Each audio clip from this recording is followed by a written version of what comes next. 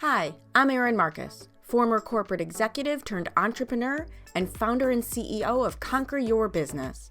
Welcome to the Ready Yet podcast. We're excited to bring you more than 100 episodes of interviews and insights designed to help entrepreneurs get the financial and emotional freedom they need in order to build a business and a life they're proud of.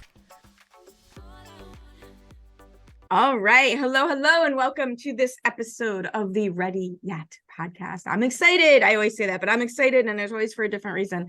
My guest today, Vicky Noethling, we were talking about communication. And for those of you who know my background, before it was called Conquer Your Business, I worked on a version of my business called Conquer the Conversation, which was all about communication styles, communication skills.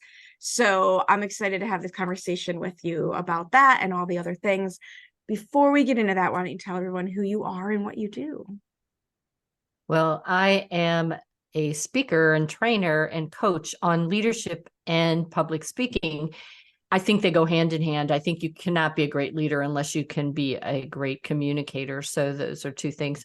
I do have a side business too on anti-aging and wellness because you have to stay you have to stay healthy as a speaker.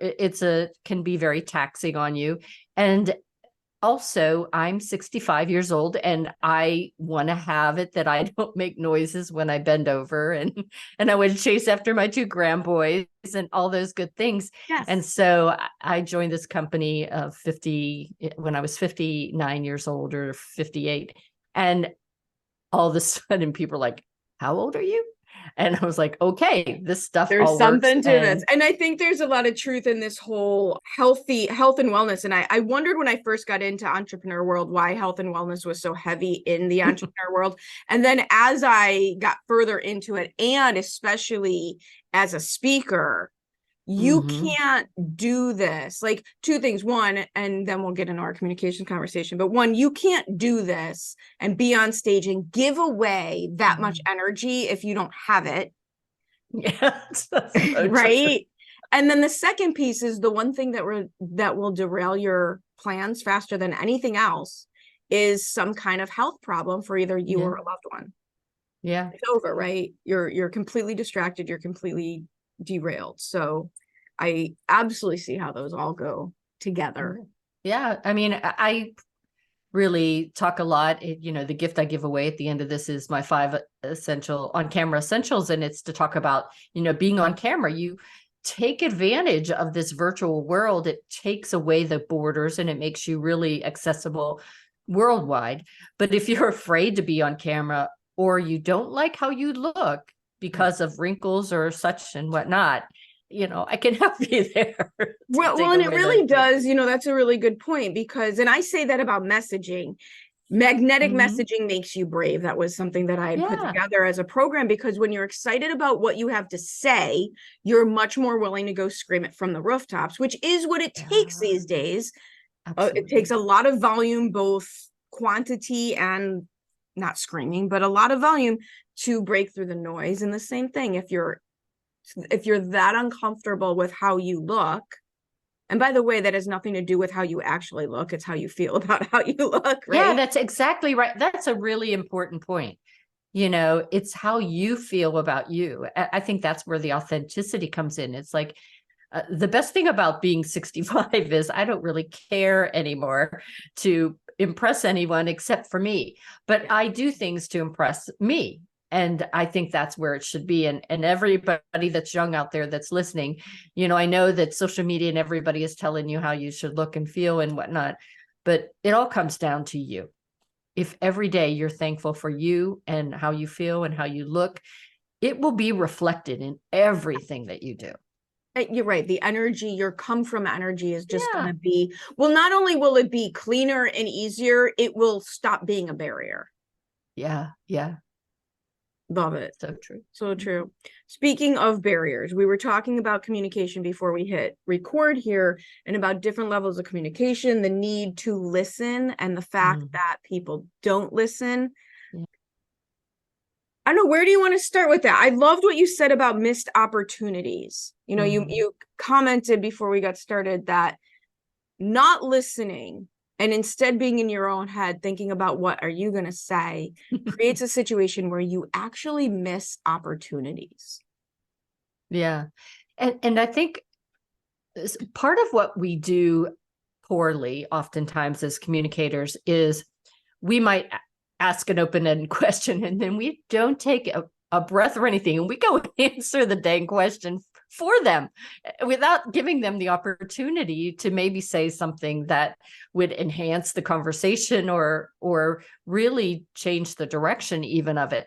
So that's one of the things. But really, we don't listen often to understand. We listen to we want to impress, or we want to show our brilliance and be the smartest person in the room.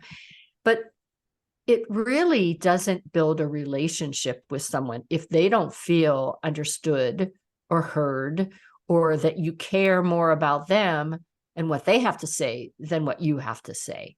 And I've seen that year after year after year with managers and other acquaintances where they want to be the center of attention. They want to be the superstar.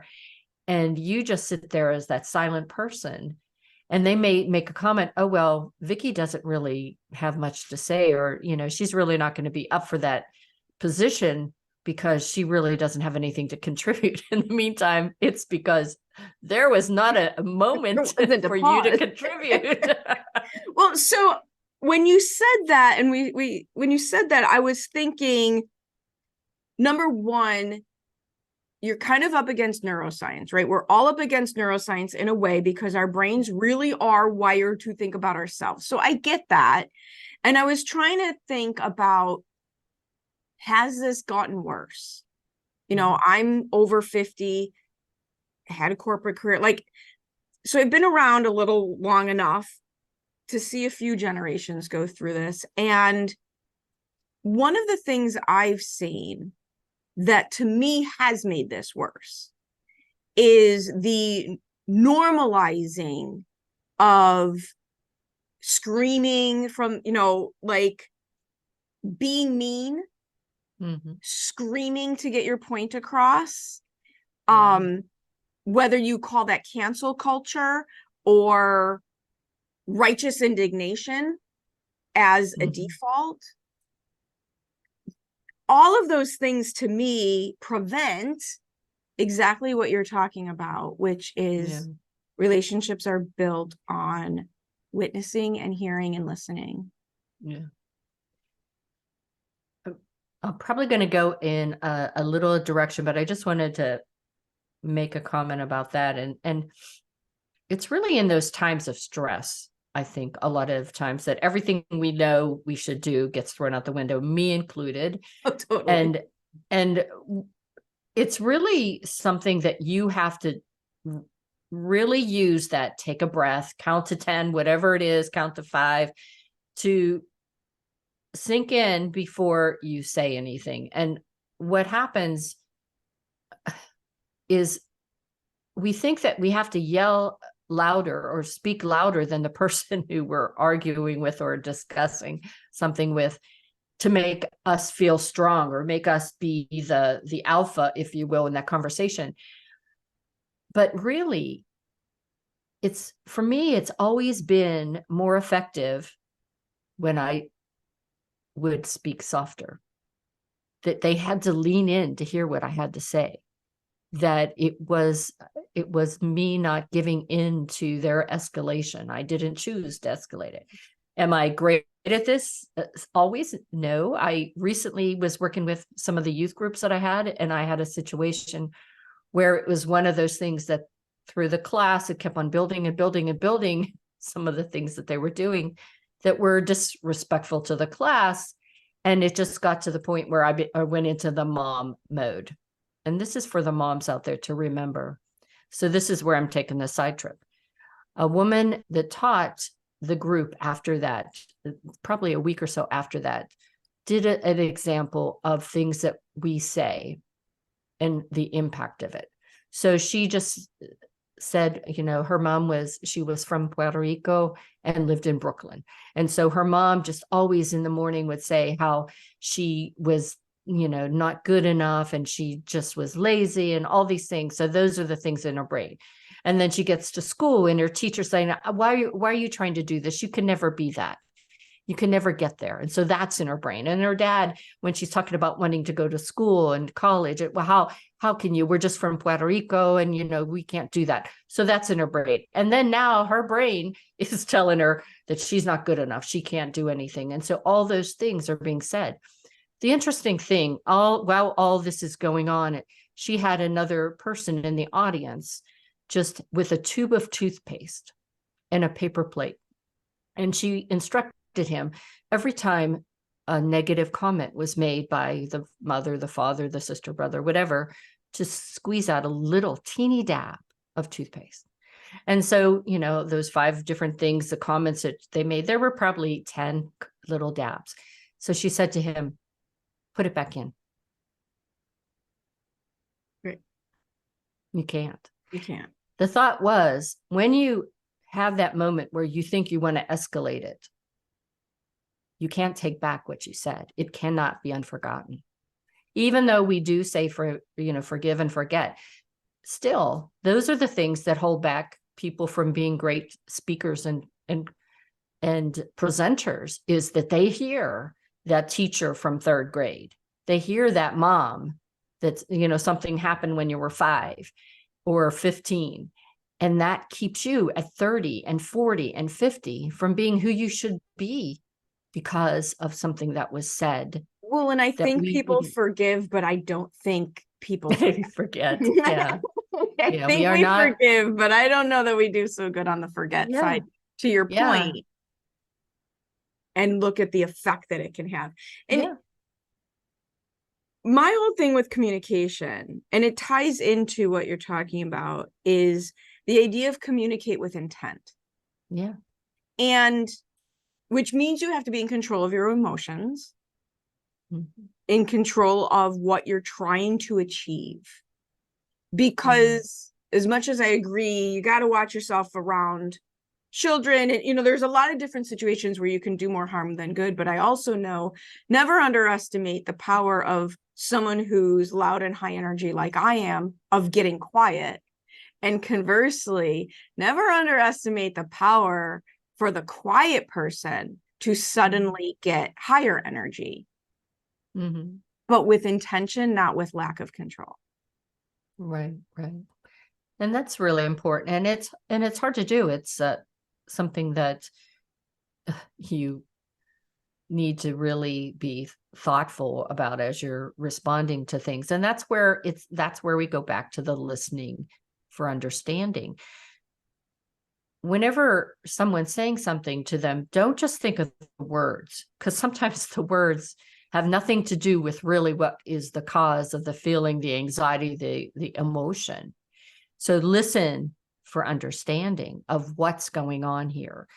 And that's where now the few times that you do speak with intent, with questions that will peel that onion away, that will dig deeper, will cause them to maybe self-discover what's causing the issue that they didn't even realize what it was. Well, and I think on the surface, people think that they do this, and people want to be able to do this. But if you haven't done the hard work on yourself, this type of listening and this type of communication really is virtually impossible, not because you're a bad person or not smart enough, but again, you're up against neuroscience, you're up against your own subconscious programming. And so if you can't do truly effective leadership listening, if you're not coming from a place of security and self-esteem, if you're still fighting your own demons in that world, then it's brutal. Yeah. And that's where, you have to be courageous enough to realize, okay, there's something more going on. I'm in my 60s, and women, or especially, but anyone that are in their 40s to 60s or whatever, mostly in their 50s or 60s. If you went to a psychologist, a psychiatrist, or anything like that, it was like, oh, you're crazy, you're goofy. And so we lived with issues. And really having someone to just talk it out. That's why I love being a coach, even though I'm not a doctor or anything like that. Sometimes you just need a person that will just shut up and listen to you, not judge. I was part of a mastermind for 3 years, all women. And one of the things we used to say was, in addition to like the great teachings and how amazing the program was, the opportunity to truly be witnessed without being judged is just so rare. Yeah. And yet so amazingly powerful. Yeah. Because it does allow you to be vulnerable, and that allows you to open the doors to be authentic. And that is the stepping stone that gets you to where, I am. It's like, I don't care. I mean, it's okay. I know that I'm not perfect, and I no longer am trying to be. And I think that's huge. And there's a big difference between I don't care, so I'm able to be freer, as opposed to the chip on the shoulder. I don't care, so now I'm going to be a jerk. Because that's not true in those cases that you don't care. Yeah. The whole I know my truth, and going back to this, well, I don't care, righteous indignation. And it goes back to what's your intent, right? What's your true intent? Not what do you say do you want, but what's underlying everything. Yeah. And then it kind of ties back to trust too, so, and even though I may be listening to you to understand, if you don't trust me, you're still not going to open up to what I need to hear to be able to understand. Right. And you see that in a lot of huge relationships. issue. Yeah. Well, you see that in a lot of everything out there. And I think, again, that comes back for a lot of us and some of the things that we bring from our childhood, but the trust piece. But it's amazing how that really can inhibit your life from being joyous and happy. Totally. Because you just don't trust anybody. It's brutal. So a little bit about your origin story. Like, how did you come to be doing the work that you're doing? Because a lot of times when I'm working with clients, when they have two things that they focus on that at some level don't look like they go together, that can create a marketing challenge. But, at the base, when you say, well, I work on leadership and I work on speaking, people might not think those go together. I think you put them together exactly how they go together. But how did you come to this point where this is what you wanted to focus on? For me, where I excelled as a leader only came after I became a better communicator. Because, again, you have to learn how to listen to understand. You have to be able to tell stories. And in the corporate world, I was in the corporate world for over 40 years. And there were people that were okay managers, and there were people that were great managers. And those people that were great managers taught us a lesson or communicated with us through stories. And I think a lot of times in the corporate world, we think everything has to be fact-based points on a PowerPoint slide. And that's going to make you a great leader because you know so much. But you can't build a strong team, a high-performing team, unless they feel empowered, unless they feel that they're part of the solution, that they are vital to the team. And you can't do that unless you are vulnerable enough to tell stories about yourself that shows that you are that person that they can trust, that has been there, done that, and is willing to share everything you learned so that they can be better. The other piece we talk about is, helping others that need it. And that's the whole reason I got into this is I had been for years now coaching, mentoring people for free because it was the right thing to do. But at a certain point, your time is also stretched. And so, Right. to be more pinpointed, you have to think about going into the business for it. But it's those stories that really make me see myself in your story, Right. and how much of that story has you and we in it and not I. And so many people that are in the leadership position forget that, and their whole talk presentation, even what they think maybe is fireside chat, has I throughout it, and they aren't connecting with you. And that's a skill. And I tell people your business is not about you. So your marketing shouldn't be about you. Yeah. And yet, to your point, I 100% agree. It needs to use you in order to connect. And Yeah. so you use yourself as an example, you tell your stories, but always in a way, just like you said, where your audience, whether it's a team you're leading or prospects you're looking to acquire as clients, see themselves in what you're talking about. Yeah. They have to have that aha moment where they think, oh my God, she feels my pain. Yeah. She knows what my problem is. And now I'm going to lean in to see how did she get through that maybe I can. Right. And I think that's the important thing, that everything that you say needs to be able to connect with them, that they think, oh, I could do that. Absolutely. Absolutely. So one of the things I love to do is say, okay, let's shorten people's learning curves. Just don't do what I did and you'll be better off. Right? Share the dirty underbelly of all the things that didn't work to help people.